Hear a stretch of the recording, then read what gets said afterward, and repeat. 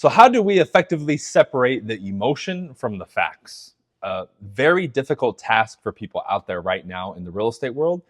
Not only is getting in front of people, right, and actually getting appointments, which is a topic of discussion for another video, but when you do get in front of a client, how do we ensure that we get them to price the property correctly in spite of all the negative media, inflated expectations, their own emotions, and the sentimental value that they see in their house? So I'm going to do a deep dive on this video to help you guys with this process from even before you walk through the door all the way through to the presentation and the end. All right. How do we get people to price a property accurately? Okay. Now, the first part begins during your lead generation and qualifying process, because before we actually set a live appointment with somebody, you need to make sure that the individual or individuals that you're meeting with are not only qualified, but they're motivated. Right. And as simple as that sounds, so many people right now are so desperate to get in front of everybody that we skip steps. You need to have an effective lead generation strategy, whether it's cold calling, door knocking, open houses, or whatever it is. And you need to pre-qualify every single appointment before you go, deliver a pre-listing package, which you create yourself, make sure that they read it, call to confirm, and then go to the appointment. Okay, now we'll get into some of those details here in a second, but you have to effectively lead generate, set an appointment, and then pre-qualify it. When you pre-qualify, and by the way, if you need scripts, I have in the description a free link for you to grab scripts. It's a free version of my script book, okay? And take the sales quiz too, because it'll give you a bunch of additional stuff based on kind of your style. When you pre-qualify, you ask them the questions such as, what's the condition of the home? How would you rate it? Is there anything else that's positive or negative about the home that a buyer may notice? When we meet, are you ready, if everything looks good, to get the process started? Confirm the days, right? You want to be in your new home in 90 days.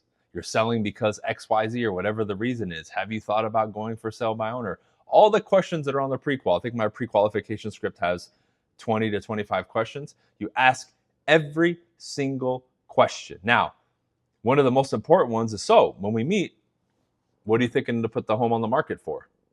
And then asking them what would be like kind of like your bottom end. You want to get an idea. If they tell you 800 on the initial pre-qualification, you pre-qualify and they say they're ready to go. Let's assume that they tell you everything. Yes, we're ready to go. We're ready to sign. We're ready for everything. But they say 800. Now, if you start looking and doing your research now and preparing the CMA and preparing your pre-listing package as the next point, and you notice there's more than a 10% disparity, meaning in this case, it would be less than 720,000 if they want 800,000, bigger than a 10% disparity, you need to have a preemptive little call with them and say, hey, use this script. Hey, Mr. Seller, as I'm doing the research and preparing everything for you, and this is the key, write this down and make sure that you say it verbatim. I'm noticing that your expectations right now versus where the market is at, there's a significant gap. Were you aware of that? How they answer this determines a lot. Now, if they really don't know, oh, no, I had no idea. That's just, taking a look. That's kind of what I thought my home was worth. Okay, that's not a problem. If they start getting really defensive and holding on to their price, right? We need to go back to what we said originally. Where's their motivation? If their motivation originally was, I'll sell if I get my price, there's no reason for me to sell, I can stay here forever, it's looking like a canceled appointment probably, right? Now, if they're unaware, but they're reasonable and they have a decent amount of motivation, then I can say, great. So again, you're open to taking a look at where the market's at and really basing it on facts and where the market is at presently, correct? They should say yes to that. Oh yeah, of course, we're willing to look and be reasonable. That's what you want.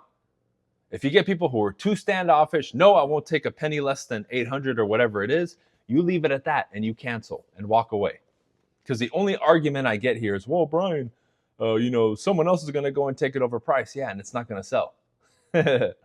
Anybody will take it over price, which is why we're experiencing the market that we are right now. Sure, interest rates and the economy have something to do with it. But let's be real. How many agents out there are non-professional, non-experts, and are listing homes of people who aren't even that motivated? Ask agents, where did you come up with the price? And a lot of them will tell you, oh, it's what the seller wanted. What are we doing? Then we wonder why people hate real estate agents. So that part is key. Now, pre-listing package, just so you know, a little bit of information about you, your marketing plan, testimonials, right? If you don't have any of this personally yet, use your teams or your brokerages. Just ask your broker, hey, can you give me some generic testimonials from the company, right? A little bit of marketing and that kind of stuff, the marketing plan. One-line version of your CMA as a summary, the summary CMA, a net sheet, and a copy of your contracts that are blank. You can add more to that potentially, but that's the bare bones of a pre-listing package. Now, if you've never done that, you got to prepare it, right? We send these after you have fully qualified, pre-qualified that appointment, and you've confirmed the meeting, then you send it, okay? So I gave you that little step in case you do your research and it's like a big gap between what they want and what they are claiming that they want and where the market is at. You got to have that preempt. See, this is what an expert and a professional does. You have a process. And if you guys are talking to 30, 40, 50, 60 people every day and setting appointments daily, which you should be, if you're talking to more than 30 or 40 people a day for more than 3 to 6 months and you're not setting appointments every day, we need to work on your skill set. And you guys really need to refine your systems and develop your skill set. I can help you with that, right? But you got to be serious. All the links are in the description. But when you prepare that packet, you send it out. Now, what did I mention in the beginning? You want to make sure that you confirm that they got it, drop it off. If you don't have a lot of money, drop it off on their doorstep or hand it to them. Or if you have a little bit of money and you're doing okay, FedEx it same day or next day and spend the $8 or $10 or whatever it is. That way you have confirmation that they signed for it and they got it. Plus, it makes you look cool, right? Makes it seem like it's really important. No other agent's doing that. After that, you call the day of the appointment and you confirm not only the appointment, but that they read it. If they didn't read it, you postpone the appointment because you made it clear before. I'm going to need you to go through that package and take at least 10 or 15 minutes to look through it and go through it. Because when I call back to confirm, if you have any questions, I'd like for you to let me know. Cool? You say that up front before you ever send the pre-listing package. This is a compliance test, but it's also a marker to see if they're serious. If they haven't read it yet, then you do this. You postpone the appointment another day or whatever it takes for them to read it. Oh, Bryan, that's a little excessive. No, it's not. Not if you run a professional process. Why? 90% plus of the questions you guys get in appointments, objections, and issues is because number one, you're not doing a pre-listing package, and I know you guys aren't doing it. But number two, you're not making them read it. Oh, can I just email it? Stop being lazy. If you email it, nobody's looking at it. That's a cop-out. You're being lazy. Take the time. Oh, Bryan, but it costs money. Welcome to running a business. Call to confirm, make sure they read it. Now, assuming that they read it, if they didn't, postpone it. Now, if they did and they bring up certain questions, note them. Okay, you had a question about the price, okay, because of the summary of the CMA and then the commission. Great. I'll be sure to address these specifically more for you in person. Is there anything else? And they'll say, no, that was it. Now I already know what the main issues are. So you can prepare your objection handlers, but also be ready potentially for the issues that are going to come up, which in this case were the price and the commission. You'll be overly prepared now. Now, when we show up to the meeting, one of the first things you guys need to say, number one, show up 5 minutes early and knock on the door looking sharp. Because if you knock on their door at that time or after, you're already late. Because in their mind, they're stressing. Show up 5 minutes early, knock, right? When they open the door, there's a couple lines that you can use. I'm not going to give them to you, but I'll say this. Once you're going to walk in and you shake their hand, say, great, the purpose of our meeting today, the whole goal, use this script word for word to set the frame. The whole goal today, Mr. Seller, is to arrive at a decision. Whether yes or no is okay with me. Cool? And proceed. Okay? Set the tone. I'm setting the tone that we're going to make a decision. Now, the takeaway, and this is the power of it, is whether yes or no is okay with me.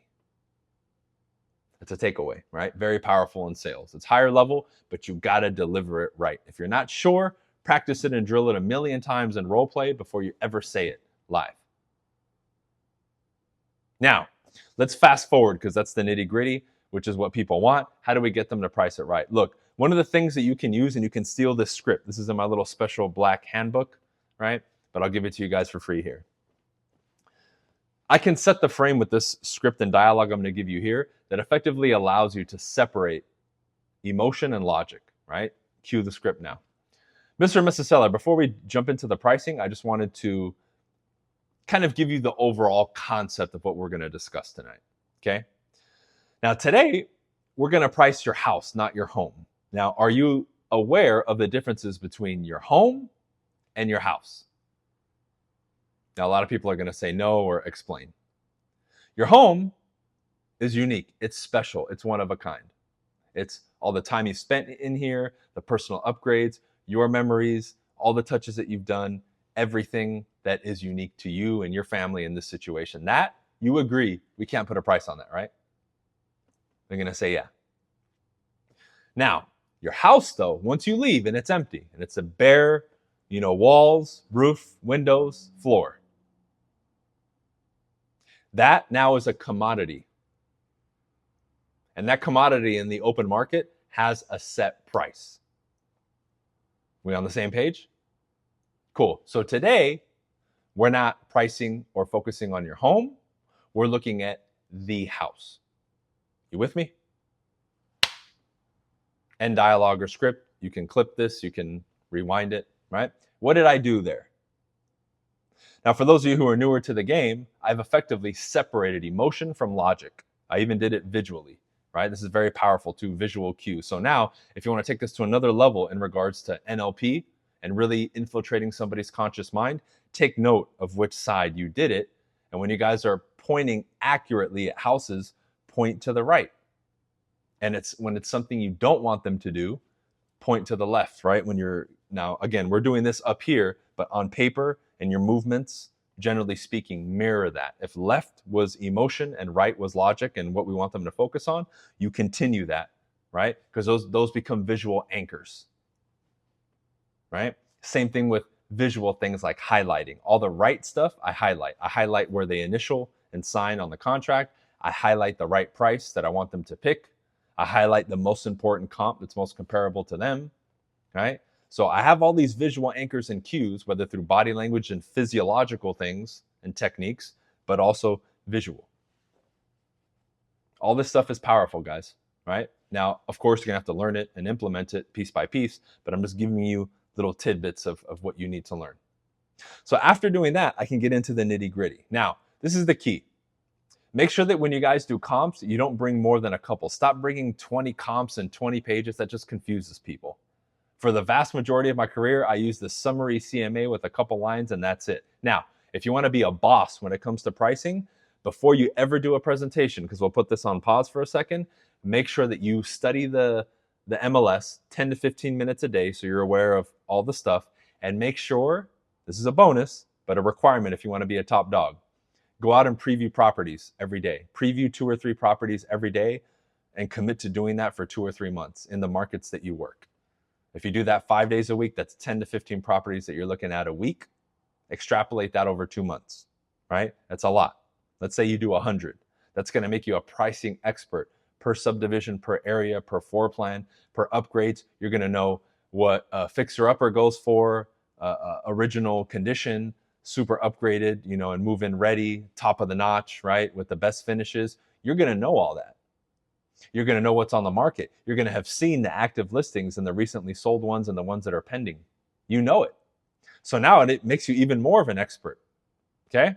Because now one of the issues that we have in these moments is they bring up something that's either BS or a lie, or they challenge your expertise. And because you're not doing these things like studying the MLS and previewing the neighborhoods that you work in, you really don't know what you're talking about. You just printed out a 2-minute CMA and you're going to try to get them to price it there. You have to have the real knowledge and expertise behind it. So I said that's a bonus, but if you really want to be a top dog, you got to do that. All right. Now let's get into it. Comps, keep it blank. If they were an expired, definitely bring one or two of the expireds and make their home the expired. Have 1 or 2 active that are really similar, and then maybe 2 sold. Keep it minimal. Total comps, I know a lot of you are probably taking 10 or 15. I wouldn't take more than 6 or 7 total. You don't need that many because we only want to zero in on the most specific ones that are the most similar. If there's nothing identical to theirs, then you got to find what's most similar, because that's a question I get. Apparently, everybody believes that every listing they're going to take is this unique property. Look back up to 6 months, find something as most similar as you can. Unless you guys are watching this video and you're trying to comp a custom luxury property in Beverly Hills, right? Then I can understand and we can make a separate video about that on pricing strategies. But for this, it's going to apply for most people. Most people are going to find comps, okay? So by studying the MLS and previewing properties, you know it. You also see the trends. And if the trend the last 3 to 6 months has been a decline in price and homes requiring price reductions and the market's going down, you need to make that adjustment. If the trend has been the opposite, then you know you have a little bit of wiggle room, right? Got to use our head here. So when you're doing this, right, think of possible examples of points that you want to make. So for me, I always want to make the point that it's possible for a home to sell for more if it's priced properly at market value or slightly below, and that pricing it too high to leave room to negotiate costs them money. So I always have at least 2 comps in there that demonstrate one of those options and say, look, Mr. Seller, let's say they brought up, we want to leave room to negotiate. I know you mentioned that, right? Well, this is why I put in this comparable here, the 3-bed, 2-bath that you mentioned, right? How much did it finally sell for? 500. You said, right? 500? Right. Look, and then you can give the example. They had the similar strategy to you. They didn't get showings. 40 days later, they lowered the price. And by the way, they lowered it from 550 to 500. And I believe had they priced it at 500 from the get-go, they would have gotten 500. But look, they took another 30 days to sell and look what it sold for. What was that number? I'm giving you the role play right now. 480. So it sold for less. Now, I know had they priced it at 500, they probably would have gotten 500 or something very close to that. But I got to ask you, Mr. Seller, why do you think after dropping it to what it was worth, it sold for 480? Why do you think that happened? Now, if they don't get the point, you can tell them, because days on market works against the value of your home. As that number increases, right, the final price that you're going to get is inversely proportional. As that one goes up, your final sales price goes down. So think of us going on the market, those first couple weeks, 30 days, as prime time for us to capture the highest amount for your home. Does that make sense? And then you have the opposite. I know a fear of yours potentially is to undersell the house. Well, look at this one. Same neighborhood, right? They listed it, oh, look, at 490. It's worth 500. But look what happened. They sold it in 5 days. And look, it sold for 505. 15,000 above their original list price. Now, why do you think that happened? And again, let's say they don't get it. Well, urgency, people saw, oh, we look online, we know this is a deal, it's probably worth more. Buyers came, you have multiple offers, you sell faster. What happens? Now you have the leverage in negotiation. How about in the first example that I gave you? Did they have any leverage in the negotiations when they got a buyer 2 or 3 months in? Are you starting to see a pattern here, Mr. Seller? So the market's going to bear what the market's going to bear. Meaning the home is going to sell what it's worth for. Now, these other factors are either going to work for you or against you. The question becomes, in which position do you want to be in, Mr. Seller? Do you want to potentially negotiate up and less time, or take longer and negotiate down and sell for less? And then you zip it, right? Giving you a few examples. I have a million ways in my full script book on how to handle this, but I'm giving you guys in a nutshell how to really demonstrate and separate the difference. Because I understand how the consumer thinks. You have to understand how sellers think. You don't start high, negotiate down in any market. That doesn't make any sense. Leave wiggle room for negotiation. That doesn't work in real estate. We know this. All of you know it who watch this who are an agent. But you got to get that point across to them. So all this stuff I've done and this little mini session that I've done with you are the stepping stones to do this. Now I've done multiple trainings and events and lectures on this stuff, and I can really teach it more nitty gritty per thing, but this is for YouTube, right? So those of you who really want more additional sales training and all that, jump on my stuff. You can get some free stuff here. Like I said, the sales quiz, but if you really want the true nitty gritty presentation, sales skills, communications, then you got to jump on my coaching, and all that stuff is on my website. But make sure that you really curate these moments and master these dialogues so you can get this point across. And you may have to loop 2 or 3 times for them to finally get it. But remember, if I vetted them, they're qualified and they're motivated, they're going to get this. And what many of you are dealing with is you're getting to this point with people who are not motivated and or qualified. So it's like it won't go through. Then the problem, because you didn't qualify and you have somebody who's not a real seller, you start beating yourself up thinking that you're doing something wrong. That's the problem. And I know the argument, well, another agent, don't worry about other agents, because how do we make the industry better and how do we fix the market? By fixing ourselves and focusing on ourselves first. If most agents change and do a good job, then it doesn't matter if there's a few bad apples. But if we're all playing that game where we're just trying to undercut each other and oh, he said 500, I'll do it for 550, and you're just going to BS sellers, all it does is ruin the market, make us look bad, and we don't make any forward progress. If you haven't noticed, NAR and everyone else has abandoned us. It's going to be up to us to band together and raise that bar. And I've always, with my team and everything that I've done, really focused on raising the bar for agents from a communication standpoint, from a professionalism standpoint, and for us to do better. So this is some tips that I can give you on pricing a home properly, making sure that you have the right dialogues, setting yourself up, because it's not just what you do at the presentation, it's what you do leading up to the presentation, smashing and doing good at the presentation, and then making sure that you get that signature at the end. Okay, so hopefully that guys helped you. Again, I have a ton of resources.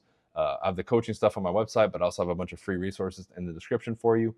Anything else you want me to talk about, let me know, and I'll shoot something for you. All right, see you.